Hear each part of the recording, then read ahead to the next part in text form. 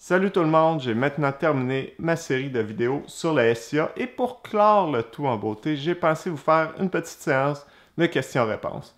Premièrement, j'aimerais vous dire que les réponses que je donne dans cette vidéo-là sont basées sur mon expérience personnelle de randonneur, c'est pas les réponses officielles. Donc si vous avez d'autres interrogations, d'autres questions que je serais pas capable de répondre, vous pouvez également vous adresser directement à l'organisme du SIA. Première question, combien de temps ça prend pour faire le SIA? Personnellement, je l'ai fait en 28 jours et je crois que c'est un délai raisonnable pour quelqu'un qui est en bonne forme physique, quelqu'un qui connaît bien sa routine de backpacking, de le faire à peu près un mois. Certaines personnes décident de prendre plus de temps, on parle de 35, 40 jours, et l'année passée, il y a 2 personnes qui l'ont fait aussi en 21 jours, et c'est un chiffre que je ne serais pas surpris de voir descendre avec les années, parce que c'est de plus en plus populaire de se donner le défi personnel de faire un sentier le plus rapidement possible. Et je crois que ce serait même possible d'avoir un chiffre jusqu'à une quinzaine de jours, mais je vous le conseille pas parce que là, c'est vraiment de l'exploit physique pur.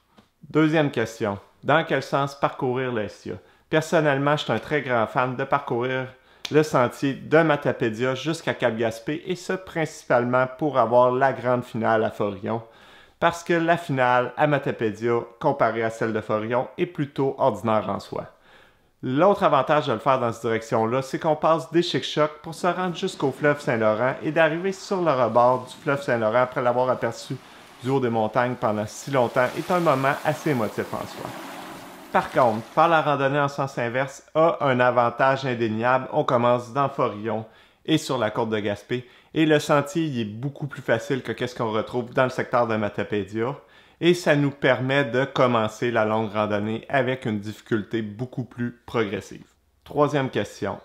Si on a juste une semaine ou si on a juste 2 semaines, c'est quoi le meilleur secteur à randonner sur le SIA?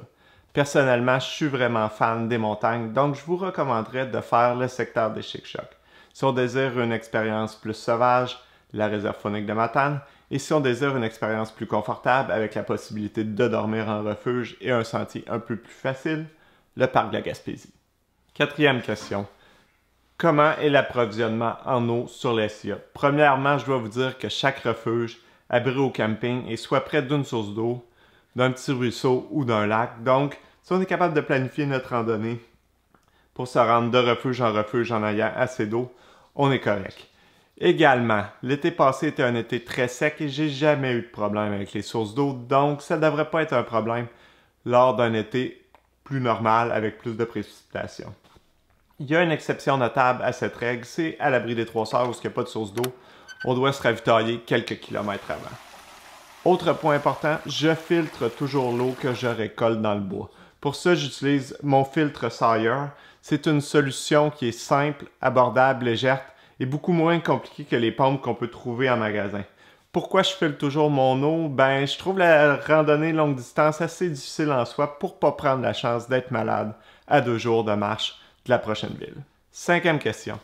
Combien ça coûte randonner sur les SIA? Personnellement, j'ai pas fait le décompte total de mes dépenses, donc j'ai pas un chiffre précis à vous donner pour le mois que j'ai passé sur les SIA, mais je peux quand même vous donner les différentes dépenses principales qu'on a lorsqu'on randonne sur les SIA. Première dépense, l'hébergement. Quand on randonne les SIA, on dort principalement sur les sites de camping, les abris et les refuges de SIA. Et pour les grands randonneurs, les SIA ont fait la formule du passeport qui nous permet de profiter de tous les hébergements offerts par les SIA sans faire de réservation. Il est aussi possible de faire des réservations à la pièce, mais le passeport nous permet une beaucoup plus grande flexibilité. Lorsqu'on est rendu en Haute-Gaspésie, les hébergements du SIA sont beaucoup plus espacés et personnellement, j'ai été obligé d'aller dans des campings privés durant 3 nuits. Donc, prévoir ces frais-là pour les frais d'hébergement. Également, vous allez peut-être avoir aussi le goût d'aller passer une nuit ou 2 dans un motel ou dans un hôtel. Donc, peut-être se garder un petit budget pour se gâter une fois de temps en temps. Deuxième dépense, les frais d'accès pour le parc de la Gaspésie et le parc de Forillon. Pour le parc de la Gaspésie, considérant qu'on reste là 5 jours ou plus, je vous recommande d'acheter la carte annuelle du parc qui est au coût de 43 $. Et pour le parc de Forillon, on peut estimer un 2 ou 3 jours dans le parc et les frais d'accès journaliers sont d'environ 8 $ pour des adultes. Troisième dépense, un élément essentiel, la documentation pour randonner sur les SIA. Je parle du compagnon et de l'ensemble des cartes. on peut considérer un coût d'environ 40 $ pour tout ça. Quatrième dépense, les frais de transport pour se rendre au début du sentier et retourner chez soi à la fin du sentier. Si vous avez personne pour venir vous porter et venir vous chercher, une bonne option est l'autobus et les coûts vont varier selon où vous habitez. Cinquième catégorie de dépenses, la nourriture. Qu'est-ce que j'inclus dans la nourriture? C'est toute la nourriture qu'on va acheter à l'épicerie et qu'on va manger sur le sentier. J'inclus aussi les frais de transport pour les colis si on a décidé de s'envoyer des colis à certains endroits stratégiques. Et dans la nourriture, il y a une dépense qui peut faire augmenter beaucoup le budget, c'est-à-dire les arrêts au restaurant quand on est en ville. Des fois, en longue randonnée, on est tanné de manger du sec, donc on arrête plus souvent en ville, on mange plus souvent au restaurant, donc c'est une dépense à ne pas négliger. Sixième et dernière catégorie de dépenses, l'équipement. Dans cette catégorie de dépenses-là, les frais peuvent varier considérablement parce que ça se peut que vous ayez déjà tout votre équipement ou ça se peut que vous devez racheter tout votre stock à neuf. Si vous devez tout acheter votre stock à neuf, je dirais des coûts d'au moins 1000 $, voire quelques milliers de dollars selon les choix que vous faites. Et si vous êtes un peu perdu dans tout ça, je vous suggère d'aller sur ma chaîne YouTube de sommet en sommet et d'aller écouter mon vidéo sur le contenu de mon sac à dos. Parlant d'équipement, je ne veux pas aller de façon spécifique dans qu'est-ce qu'on a de besoin pour faire de la longue randonnée, mais j'aimerais ça vous rappeler quelques petits points. Il faut être prêt pour toutes les conditions météo, c'est-à-dire de la pluie, du vent. On peut se ramasser sur le sommet d'une montagne dénudée où ce qui vente et qu'il pleut en même temps et que la température est plus fraîche. Donc, il faut être prêt pour ce genre de conditions-là. Également, le mercure peut descendre très bas et ce, même en été en Gaspésie. Donc, prévoir un sac de couchage qu'on va être confortable même aux alentours de 0 degrés Celsius. J'ai eu une nuit à 4 degrés Celsius et j'ai été équipé en conséquence, donc j'ai pas eu froid, j'ai passé une nuit confortable. J'ai fait des petits oublis dans mon sac à dos, j'ai pas amené une petite quantité de savon pour me laver au camping. J'ai pas amené une petite quantité de shampoing pour me laver les cheveux quand j'étais dans les douches de camping également et mes cheveux sont devenus en broussailles après quelques semaines. J'ai pas amené de quantité individuelle de savon pour les laveuses. Et parfois, il est possible d'en acheter sur place, mais c'est pas tous les campings qui vendent le savon aussi, donc ce serait bien de s'amener quelques petites quantités individuelles de savon pour les quelques lavages qu'on peut faire au cours de la randonnée. Le ravitaillement en nourriture sur les SIA. Il est possible de s'acheter de la nourriture au fur et à mesure dans les villes, dans les villages, dans les petites épiceries et dans les dépanneurs. Le seul bémol avec cette stratégie-là, c'est qu'ils n'ont pas la nourriture nécessairement spécifique aux randonneurs. Je pense entre autres aux mets lyophilisés. C'est pourquoi, personnellement, j'ai décidé d'opter pour la stratégie des colis. Je me suis envoyé des colis à intervalles réguliers sur le sentier. Ça m'a permis de manger avec la nourriture que je voulais, les choses que je savais que je n'allais pas trouver à l'épicerie. J'ai quand même pallié mes colis avec des achats que j'ai faits à l'épicerie. Et parlant de colis, si vous décidez d'opter pour cette stratégie-là, je vous recommande fortement de regarder les heures d'ouverture des endroits où ce que vous envoyez vos colis parce que des fois, il n'est pas possible de récupérer son colis la fin de semaine et c'est un peu tannant d'attendre 2 jours que le bureau de poste ouvre le lundi pour pouvoir récupérer son colis.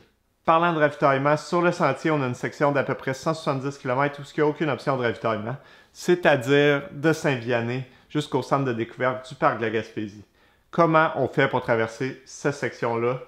Il y a plusieurs options possibles. Premièrement, j'ai vu des gens transporter plus que 10 jours de nourriture sur leur sac à dos pour pouvoir traverser cette section-là en entier.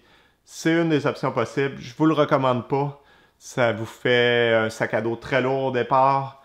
J'ai vu certaines personnes rationner leur nourriture parce qu'ils n'avaient pas amené assez pour se rendre jusqu'au bout. Une option très facile, c'est de s'envoyer un colis à mi-parcours. Le SIA offre un service de dépôt de colis à la fin de la réserve faunique de Matane pour un coût d'environ 50 $ et ça nous permet de diviser cette section-là en deux. C'est l'option que j'ai opté pour et ça m'a permis d'avoir un poids de sac à dos beaucoup plus léger. C'est une des sections les plus difficiles, donc je vous le recommande de ne pas avoir à traîner 10 jours de bouffe.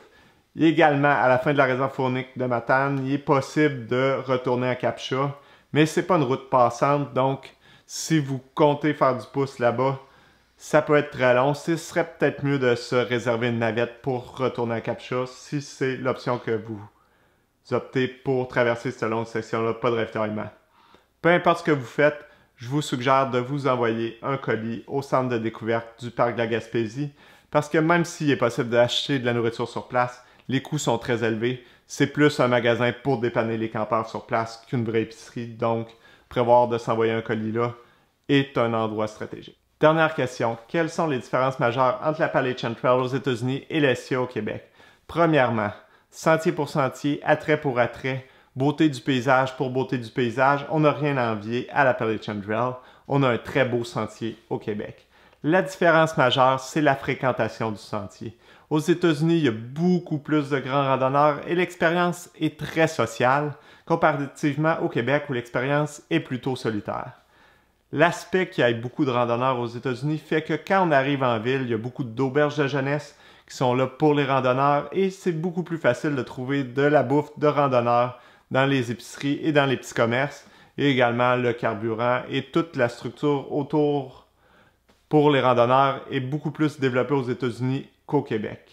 Une autre différence majeure entre les deux sentiers est que l'Appalachian Trail est un sentier qui existe depuis 1937 et le SIA, un sentier qui existe depuis le début des années 2000. Donc l'Appalachian Trail est une organisation beaucoup plus vieille, beaucoup plus mature, des plus grandes équipes de bénévoles qui sont affectées à l'entretien du sentier. Donc le SIA est souvent un petit peu plus sauvage et certaines sections, des fois, il y aurait besoin d'un peu d'amour sur l'entretien. Ça, c'est une des différences qu'on peut noter entre les deux sentiers. Également, sentier pour sentier, l'Appalachian Trail passe principalement sur des sentiers dans le bois. Le SIA ne fait pas toujours ça. Le SIA passe parfois par des chemins, par des petites routes, par des chemins de 4 roues.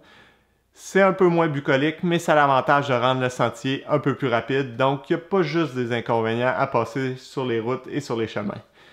Un dernier point majeur de différence entre les deux sentiers est qu'aux États-Unis, ils ont une très grande culture de gratuité pour le plein air. Aller sur l'Appalachian Trail, il n'y a aucun coût pour les hébergements. Ça ne coûte rien pour passer sur l'Appalachian Trail. Le seul frais que je peux me rappeler qu'il y a sur l'Appalachian Trail, c'est pour passer dans le parc national des Smokies. Et c'est une vingtaine de dollars pour la semaine qu'on passe dans les Smokies. Donc, c'est un point de différence majeur avec les coûts qu'on peut avoir sur le SIA. Et voilà, ça termine mon vidéo de questions-réponses sur le SIA. Si vous avez d'autres interrogations, d'autres questionnements auxquels je n'ai pas répondu dans cette vidéo-là, je vous invite à commenter sur mon vidéo, sur ma chaîne YouTube de Sommet en Sommet, et ça va me faire plaisir de vous répondre au mieux de mes connaissances.